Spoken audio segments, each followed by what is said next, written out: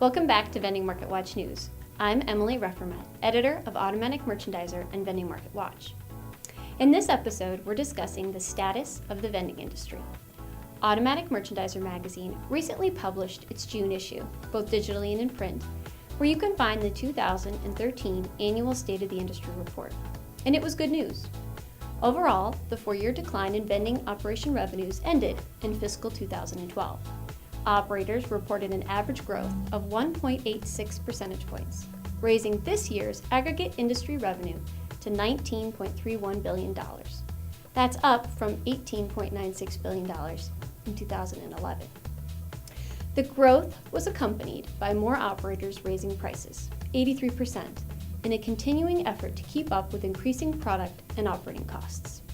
These operators met with less resistance than in the past as end users saw other retailers also raise prices. In terms of revenue, office coffee service saw the highest revenue increase in 2012, 47%, despite saturation of OCS in locations. Many operators were expanding or adding services to OCS locations to increase business. The candy, snack, and confection segment saw a 3.9% increase in revenue, although the average unit sold actually dropped, meaning operators made up the revenue difference with higher prices.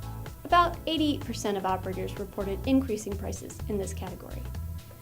The cold beverage segment also showed an increase in revenue for 2012 of 1.6% and was the second most reported area where operators raised prices. 2012 was also a big year for technology, which was one of the top factors contributing to growth, along with the improving economy. Operators reported investing in systems that allow an operation to run with higher profits and lower operating costs, including 22% adding remote machine monitoring capabilities to their machines. Cashless payment systems also spiked in 2012, increasing to 7%, which was roughly 375,000 machines. Nearly 90% of these are open systems, which accept both debit or credit cards. The biggest jump, however, was seen in the micromarket segment, which tripled its numbers from 2011, going from 5% of operators adding them to 15%. There were approximately 2,800 micromarkets in 2012, and we expect to report many more in 2013.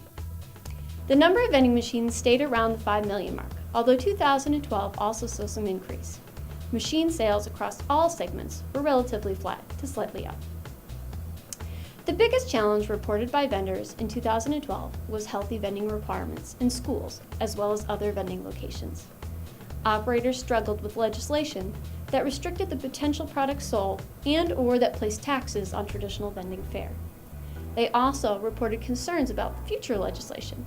Both the Food and Drug Administration's final rule regarding calorie disclosure required by Obamacare and the U.S. Department of Agriculture's rule regarding the items allowed in school vending machines could severely constrict operator profits and revenues.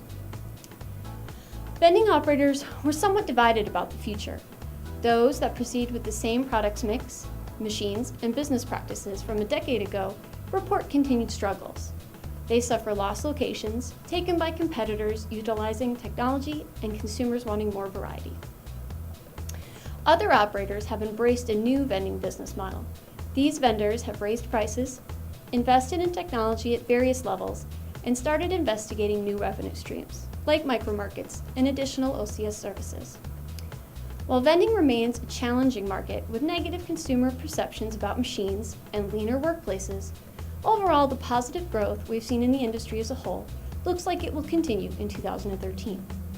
Until next time, I'm Emily Reffermet, editor of Automatic Merchandiser and Vending Market Watch, and this is Vending Market Watch News.